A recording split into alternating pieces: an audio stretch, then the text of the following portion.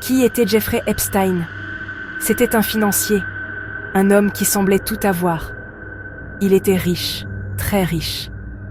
Il possédait une richesse immense, des jets privés et des maisons luxueuses dispersées à travers le monde, de New York à Paris et une île privée dans les Caraïbes.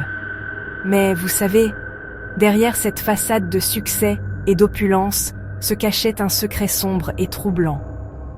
Epstein n'était pas seulement un homme d'affaires prospère, c'était un prédateur.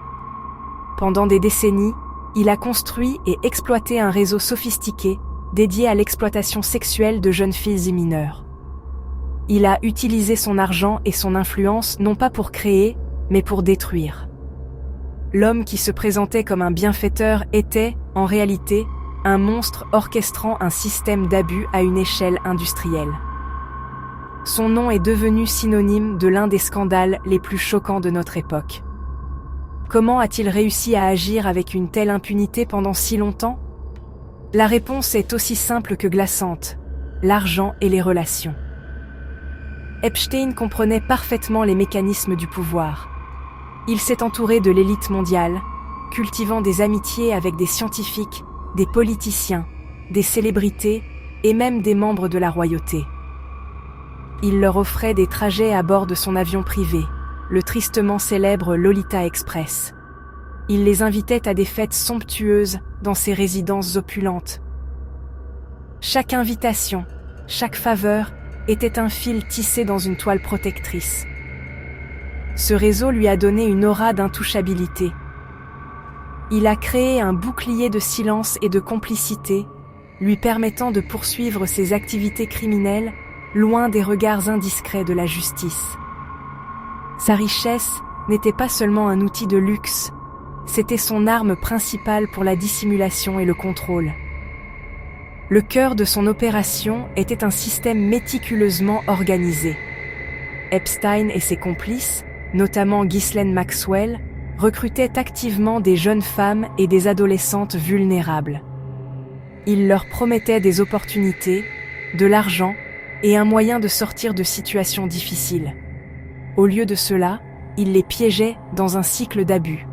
Les victimes étaient manipulées, menacées et contraintes au silence. La méthode d'Epstein était systématique et cruelle. Il a transformé certaines victimes en recruteuses elles-mêmes, brouillant davantage les pistes et approfondissant le traumatisme. Cette structure n'était pas accidentelle. Elle était conçue pour le protéger. En impliquant d'autres personnes et en créant une pyramide d'abus, il s'assurait que le silence était maintenu non seulement par la peur, mais aussi par une culpabilité partagée. Cette stratégie froide et calculée est ce qui rend l'affaire si profondément horrible. L'onde de choc créée par l'affaire Epstein vient de cette collision entre deux mondes.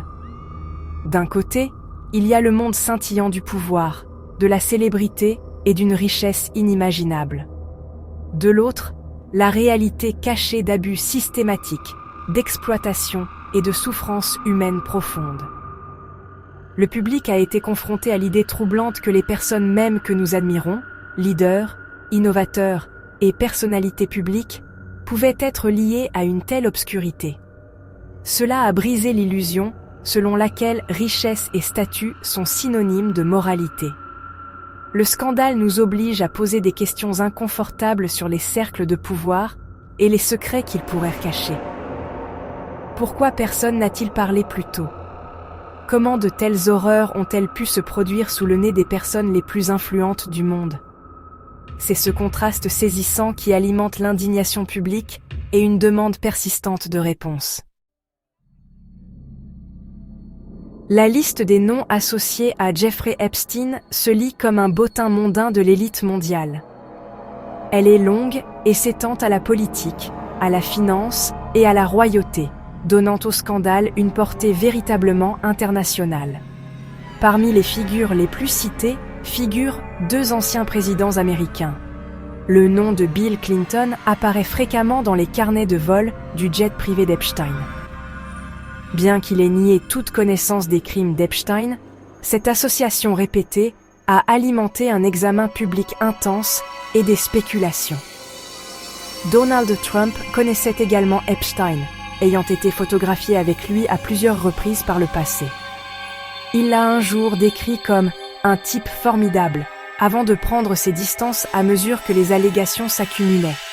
La présence de ces puissantes figures politiques dans l'orbite d'Epstein soulève des questions fondamentales sur ce qu'ils savaient et quand ils le savaient, jetant une longue ombre sur leurs héritages.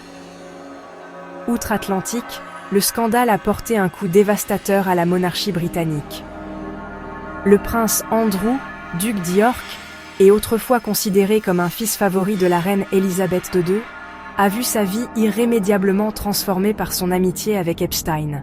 Les allégations faites par Virginia Giuffre, qui affirmait avoir été contrainte d'avoir des relations sexuelles avec le prince alors qu'elle était mineure, ont conduit à sa chute spectaculaire. Malgré ses dénégations lors d'une interview télévisée catastrophique, le mal était fait. Face à une immense pression publique, la famille royale n'a eu d'autre choix que d'agir. Le roi Charles III, cherchant à protéger l'institution, a retiré à Andrew ses titres militaires et ses patronages royaux. Il est maintenant un paria, un symbole vivant des dommages collatéraux causés par l'influence toxique d'Epstein. Cette affaire démontre que même le prestige de la royauté ne peut offrir de protection contre un tel scandale.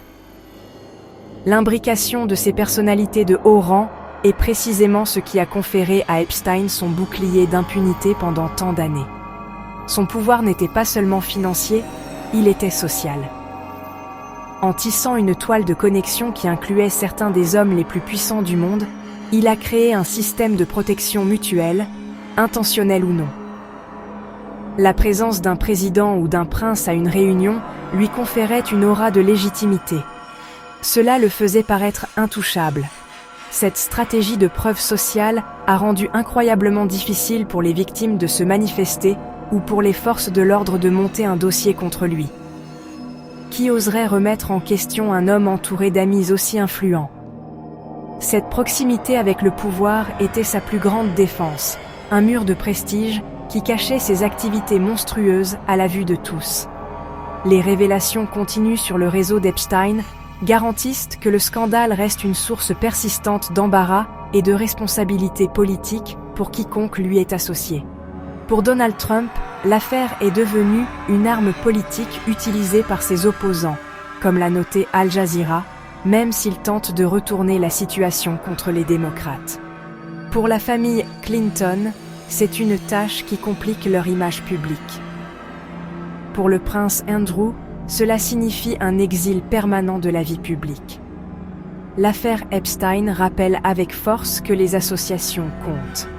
Elle montre comment la proximité d'une corruption morale aussi profonde peut entacher même les individus les plus puissants, créant des retombées politiques et personnelles qui continuent de se manifester des années plus tard, avec chaque nouveau document publié et chaque nouveau témoignage entendu.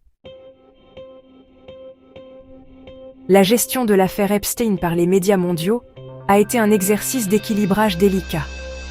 D'une part, il y a le devoir journalistique de rendre compte d'un scandale d'un immense intérêt public.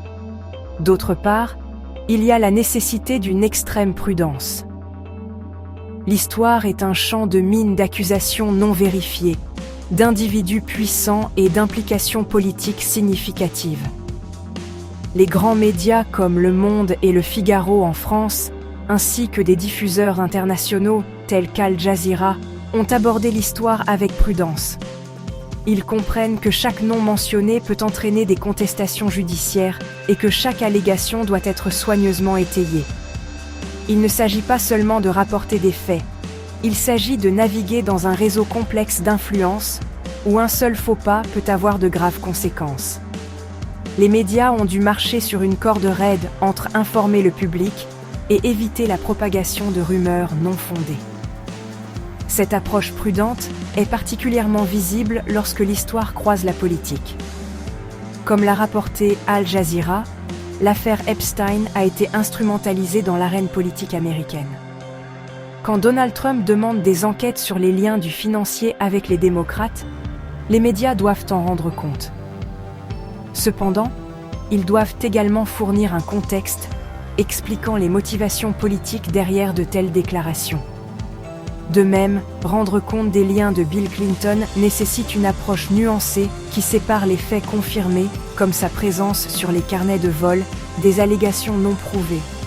Les chaînes de télévision françaises comme TF1 ont également couvert les dimensions politiques, soulignant l'embarras que l'affaire cause à des personnalités comme Trump. Mais elles le font en s'en tenant strictement aux informations confirmées et aux documents judiciaires. Ce cadrage prudent est essentiel pour maintenir l'intégrité journalistique dans un environnement hyper partisan. Le défi pour les journalistes est de maintenir l'attention sur les victimes et les défaillances systémiques qui ont permis aux abus d'Epstein de perdurer si longtemps. Il est facile pour l'histoire de devenir un feuilleton sur les célébrités et les politiciens, une série de titres sensationnels sur qui connaissait qui. Les médias responsables ont fait un effort conscient pour donner la parole aux survivants. Ils ont publié leurs témoignages, détaillé les traumatismes qu'ils ont subis toute leur vie et mis en lumière leur courageux combat pour la justice. Ce faisant, ils rappellent au public que derrière les noms célèbres et les intrigues politiques, il y a de vrais êtres humains dont la vie a été brisée. Cette focalisation est cruciale pour comprendre la véritable gravité de l'affaire, allant au-delà du simple commérage pour exposer un problème sociétal profond. En fin de compte, le rôle des médias dans la saga Epstein est une illustration puissante des défis auxquels est confronté le journalisme moderne. À l'ère de la désinformation et des profondes divisions politiques, la presse doit être plus rigoureuse que jamais. Elle doit passer au crible les dossiers judiciaires, vérifier les sources et résister à la tentation des titres racoleurs. L'histoire d'Epstein, avec son mélange de pouvoir, de sexe et de crime, est le genre d'histoire qui peut générer d'énormes audiences. Pourtant, des médias comme Le Monde à TF1 ont généralement fait preuve de retenue, comprenant leurs responsabilités. Ils doivent non seulement raconter l'histoire, mais aussi expliquer pourquoi elle est importante, tout en se protégeant des forces puissantes qui préféreraient que la vérité reste enterrée. Leur couverture prudente mais persistante est essentielle pour garantir que ce scandale ne soit pas oublié. Pourquoi continuons-nous à parler de l'affaire Jeffrey Epstein, même aujourd'hui, le 16 novembre 2025, des années après sa mort? Nous continuons à en parler parce que ce n'est pas une affaire classée. C'est une histoire qui est encore en cours. Tous les quelques mois, de nouveaux documents sont rendus publics, de nouveaux noms sont révélés et de nouveaux détails émergent, chacun ajoutant une nouvelle couche à notre compréhension de son vaste réseau. Epstein est peut-être parti, mais le système qu'il a bâti et les questions qu'il a laissées derrière lui demeurent. La fascination du public est alimentée par un désir de transparence totale et une profonde suspicion que toute la vérité n'a pas encore été dite. Nous en parlons parce que son fantôme hante toujours les couloirs du pouvoir et nous attendons toujours un règlement final et définitif pour toutes les personnes impliquées. L'impact durable de l'affaire réside dans ce qu'elle révèle sur le système de justice à deux vitesses qui semble exister dans nos sociétés. Elle expose un monde où la richesse et les relations peuvent acheter le silence, la protection et, pendant longtemps, l'impunité. Epstein a été arrêté pour la première fois en 2008, et pourtant, il a bénéficié d'un accord de plaidoyer secret et clément qui lui a permis d'échapper aux accusations fédérales et de purger une peine minimale. Cet accord, orchestré à huis clos, est un exemple flagrant de la façon dont le système peut être manipulé pour protéger les puissants. Le scandale nous force à affronter une réalité inconfortable. La justice n'est pas toujours aveugle. Il suggère que pour une certaine catégorie de personnes, les règles sont différentes. Cette inégalité perçue est au cœur de la colère et de la méfiance du public.